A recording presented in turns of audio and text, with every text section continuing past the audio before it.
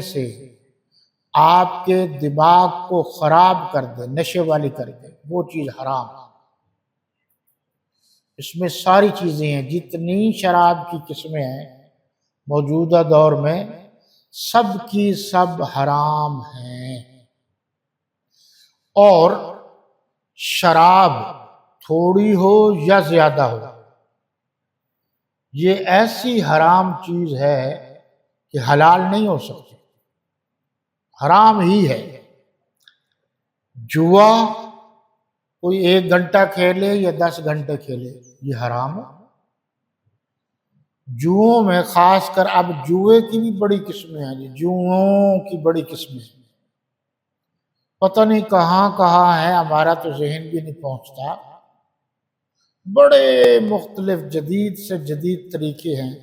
بہرحال جوا جس میں ایک فریق کو فائدہ ہو ظاہری طور پر، دوسرے کو نقصان ہو، جو جیتے گا ظاہری طور پر اس کو فائدہ ہے، اور جو ہارے گا اس کو نقصان ہے ظاہری طور پر۔ لیکن اصل آپ گہرائی میں جائیں تو فائدے کم ہیں، نقصان زیادہ۔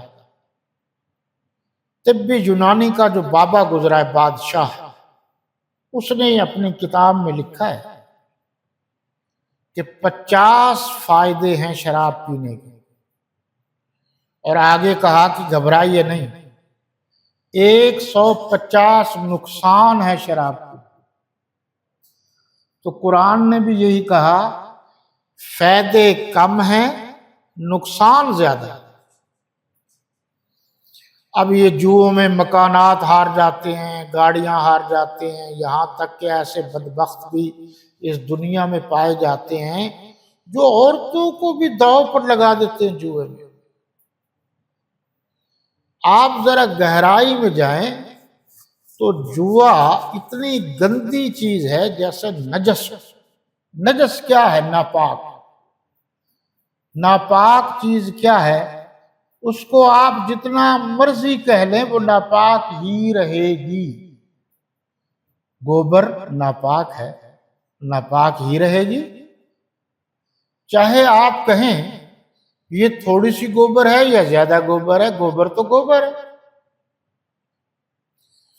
تو شراب بالاتفاق ناجائز ہے، حرام ہے۔ اب یہ ابتدائی حکم کی بات ہے۔ اور جوا، ہما قسم جوا، ہما قسم کہہ رہا ہوں، ہما قسم شراب اور ہما قسم جوا بالکل حرام۔ یہاں فرمایا گیا، اے پیغمبر صلی اللہ علیہ وسلم، تم سے شراب اور جوے کا حکم دریافت کرتے ہیں۔ صحابہ کرام رضوان اللہ تعالی علیہم اجمعین دین کے معاملے میں کتنے مخلص تھے۔ انہوں نے آپس میں کہا، ہم آپس میں بات کرنے کی بجائے ہادی عالم، مرشد عالم، سرور عالم، حضور خاتم النبیین والمرسلین والمعصومین علیہ الصلاۃ والتسلیم سے کیوں نہ پوچھ لیں؟ تو یہ حکم ہے۔ قل فیہما اسم کبیر، کہہ دو کہ ان میں نقصان بڑے ہیں۔ اگر آپ نقصانات آپ دیکھو، جو شرابی ہوتا ہے اسے کوئی ہوش ہی نہیں ہوتا، اسے نہیں معلوم کہ میں سڑک کے درمیان میں جا رہا ہوں یا سائڈ پر جا رہا ہوں۔ پھر یہ شرابیوں کی شرابیوں سے بڑی دوستی ہوتی ہے، یہ ان کی جماعت بڑی مضبوط ہوتی ہے۔ یعنی ایک شرابی دوسرے کو دیکھ کر ایک تو پہچان لیتا ہے فوری کہ جی یہ بھی شرابی ہے، یعنی ہماری جماعت کا ہے۔ اور دوسرا یہ ہے کہ ان کو فوراً پتہ چل جاتا ہے، وہ دوسرے کی مدد کرتے ہیں کہ یار یہ بھانڈا پھوٹ جائے گا چوراہے میں، تو اس لیے اس کو جلدی یا تو گھر پہنچاؤ یا کہیں لٹا دو یا کوئی اور کرو۔ یہ ساری چیزیں آپ غور سے دیکھیں تو شراب کے نقصانات بڑے ہیں۔ یہ جس کلچر کی ہم تقلید کرتے ہیں، جس کلچر کو ہم اچھا سمجھتے ہیں، یورپین ممالک، وہاں وہ شراب کو حلال سمجھ کر پیتے ہیں، تو آپ نے نقصانات بھی تو دیکھے ہیں۔ ایک یہ ہے کہ ان کے قوانین صحیح ہیں اور قوانین جو ہے ان پر وہ سختی سے عمل درآمد کراتے ہیں۔ ہمارے ہاں عمل درآمد کی کمی ہے، اس لیے بہت سارے معاملات گڑبڑ ہو جاتے ہیں۔ اور اگر آپ جیسے چائنا ہے، باقی ممالک ہیں، کبھی آپ ان پر نہی عن منکر، جس کو قرآن نے کہا کہ آپ اچھے کاموں کا حکم دو اور برے کاموں سے روکو، تو وہ جو برے کاموں سے روکنے کے قوانین ہیں، آپ ان کو گہرائی سے دیکھیں تو زیادہ تر عمر رضی اللہ عنہ کے دور کے لاز موجود ہیں، قوانین موجود ہیں۔ اس لیے ان میں کچھ جو ہمیں نظر آتی ہیں یا آپ کو بھلائی کی شکل نظر آتی ہیں۔ جوا بھی حرام ہے، اس میں نقصانات زیادہ ہیں، فائدے کم ہیں۔ وَيَسْأَلُونَكَ مَاذَا يُنْفِقُونَ، اور آپ صلی اللہ علیہ وسلم سے دریافت کرتے ہیں کہ راہ خدا میں، اللہ کی راہ میں کیا خرچ کریں۔ قُلِ الْعَفْوَ، یہی ایک لفظ ہی کافی ہے، جو ضرورت سے زائد ہے، جو چیز ضرورت میں داخل ہو آپ وہ اللہ کی راہ میں نہ دیں تاکہ بعد میں پریشانی نہ ہو۔ مکان ضرورت میں داخل ہے، یہ ایک مکان والے کی بات کر رہا ہے، تو آپ نے کسی کو دے دیا تو بعد میں خود کہاں رہیں گے؟ گاڑی ہے، ضرورت کی چیز ہے، موبائل ہے، ضرورت کی چیز ہے، آپ سخی نہ بنیں، دوسروں کو دے دیں اور بعد میں خود۔ ہاں، جو چیز آپ کی ضرورت سے زائد ہو، آپ کے پاس زیادہ چیز ہے تو وہ آپ اللہ کی راہ میں دے سکتے۔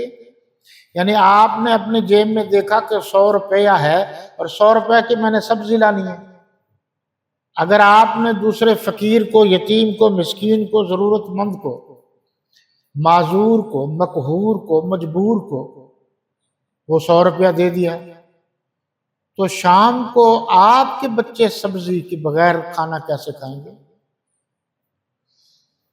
اسلام نے کتنا واضح اصول بتایا۔ ہاں، اگر آپ کی جیب اس سے زیادہ کی گنجائش رکھتی ہے تو آپ ضرور دیں۔ تو یہاں لفظ جو اس پر غور کر لیجیے جی،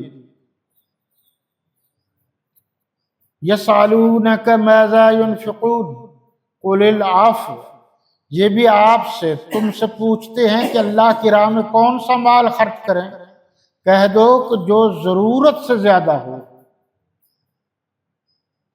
ایک کی شو روم ہے نا، تو کاروبار ہے